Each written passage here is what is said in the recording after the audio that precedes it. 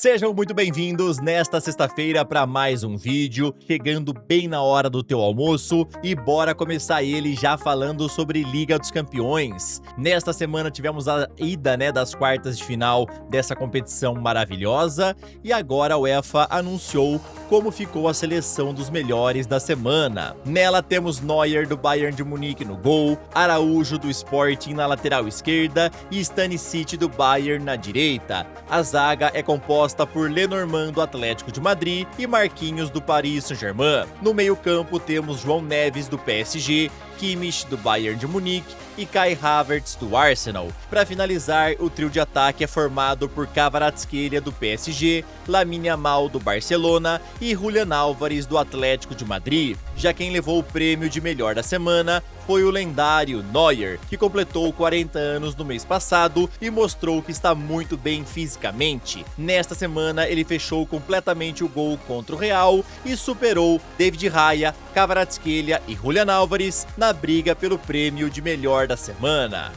Meus amigos, acho que não tinha como não dar esse prêmio para o Neuer, né? Quem viu o jogo entre Real Madrid e Bayern de Munique viu como o goleiro fechou o gol e foi fundamental para essa vitória do time de Munique. Quero saber o que é que você achou dessa seleção da semana na Liga dos Campeões e do prêmio de melhor da semana indo para o goleiro de 40 anos. Comenta aí, tá bom? Eu sou o Todd e nesse vídeo eu vou te contar muito mais coisa interessante. Bora ver como é que foram os jogos de ontem dos brasileiros lá na Sul-Americana e também na Libertadores. Fernando Diniz estreou com o pé direito. Vou te contar sobre Neymar, que interessa ao FC Cincinnati. Bora conversar sobre Olise lá no Real Madrid. Esse vídeo tá bom pra caraca. Então, sem mais enrolações, solta a intro!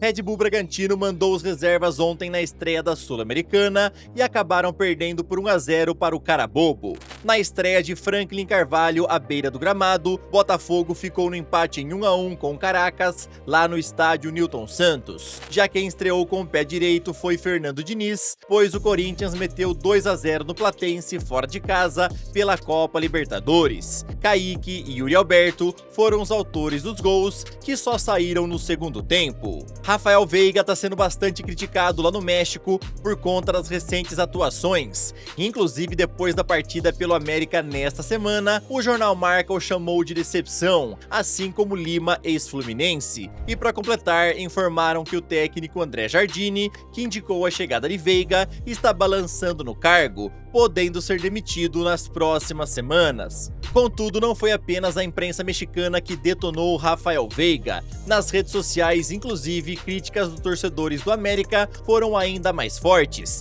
com alguns chegando a dizer o seguinte: sai um ruim e entra um pior, o Veiga é um fantasma de merda. Não pede a bola, não desce para buscar a bola. Quando pega, perde, por isso que o Palmeiras já o mantinha no banco. Outro falou: quantos anos teremos que esperar para que Veiga demonstre para que veio? Meus amigos, então o início do meio-campista não está sendo nada fácil e vale a pena ressaltar que os números dele até agora pelo América não são ruins, tá? Em 13 partidas ele tem 6 participações em gols, sendo 3 gols e 3 assistências, tá bom? Vamos ver como é que vai ser o restante do ano do Veiga lá no América, já que ele está emprestado até dezembro. E a respeito do André Jardine estar balançando no cargo, com certeza já deve ter time brasileiro de olho em contratá-lo, tá bom? Neymar voltou a entrar no radar da MLS, pois segundo o jornal The Athletic, o FC Cincinnati demonstrou interesse em apresentar uma proposta pelo atacante. Mas vale a pena lembrar que as conversas ainda estão em estágio inicial. Nesse momento o jogador não tem pressa para definir o futuro, pois está totalmente focado no Santos. Neymar prioriza a disputa da Copa do Mundo antes de qualquer decisão sobre a transferência. O contrato com o clube brasileiro vai somente até o final do ano e o FC Cincinnati avalia dois caminhos: tentar avançar com uma proposta após a Copa do Mundo ou aguardar para contratá-lo sem custos ano que vem. O camisa 10 já admitiu que vê a MLS como um destino bem atraente para a reta final de carreira, mas deixou claro que só considera uma saída do Santos depois da Copa do Mundo. Lembrando que o Neymar até cogita pendurar as chuteiras ano que vem, dependendo de como for esse 2026 para ele, tá bom? E ele mesmo admitiu isso em entrevista recente. Após ficar 2 jogos fora do Santos, agora a equipe planeja os próximos 4 confrontos com o Neymar em campo. Isso daí vai ser fundamental para ver se ele vai ser ou não convocado para a Copa do Mundo.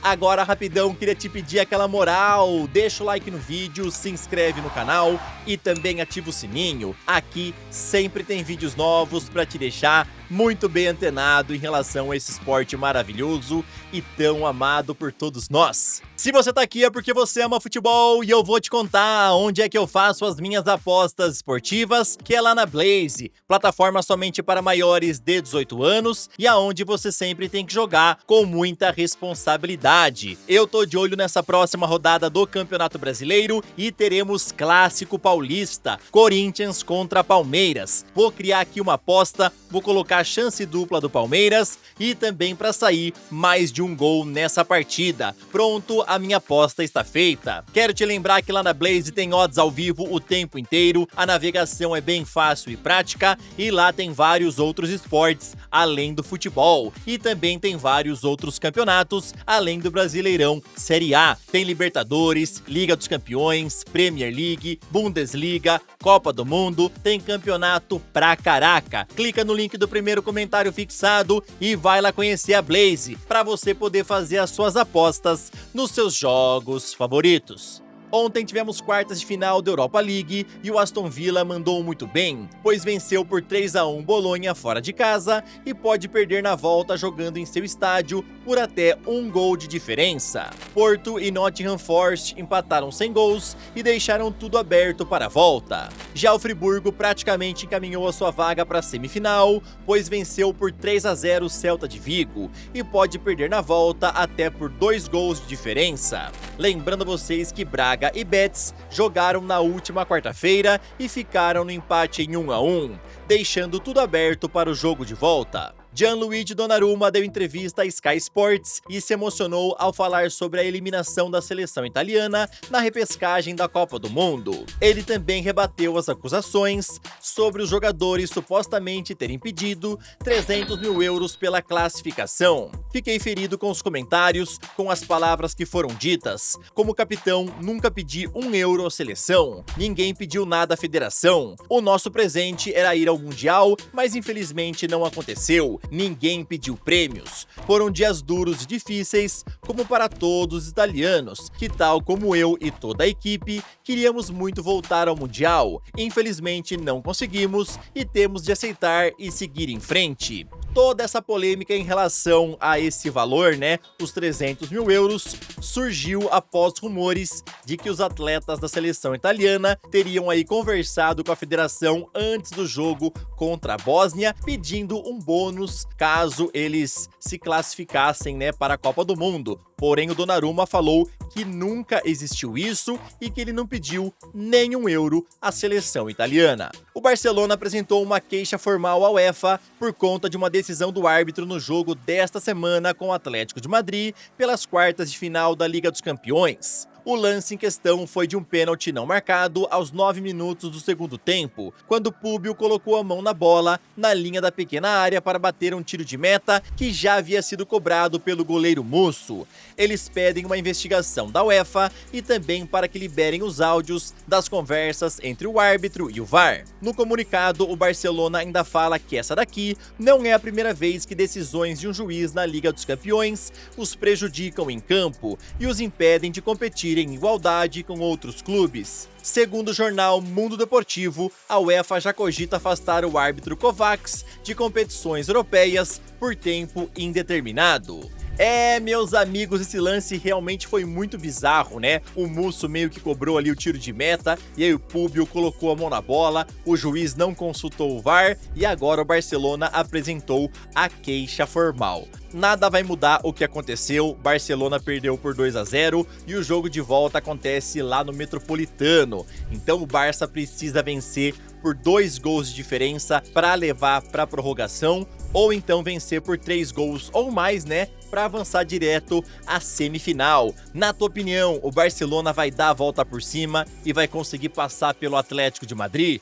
Fala. O Real Madrid quer de qualquer jeito contratar Olise nesta próxima janela, e isso é porque o portal Bayern Insider informou que Florentino Pérez está obcecado pela chegada do francês. Inclusive, o mandatário já estaria preparando uma oferta que pode chegar a incríveis 165 milhões de euros. Olise vem jogando demais pelo Bayern de Munique nesta temporada, onde até agora soma 16 gols e 29 assistências em 41 jogos. O Bayern já sabe do interesse que vem de Madrid e já deixou claro que o jogador não está à venda, avisando que nem por 200 milhões de euros eles cogitariam a venda. O diretor Max Eber avisou que Olise é o futuro do clube e Fabrício Romano também confirmou que os bávaros não querem vendê-lo de jeito nenhum.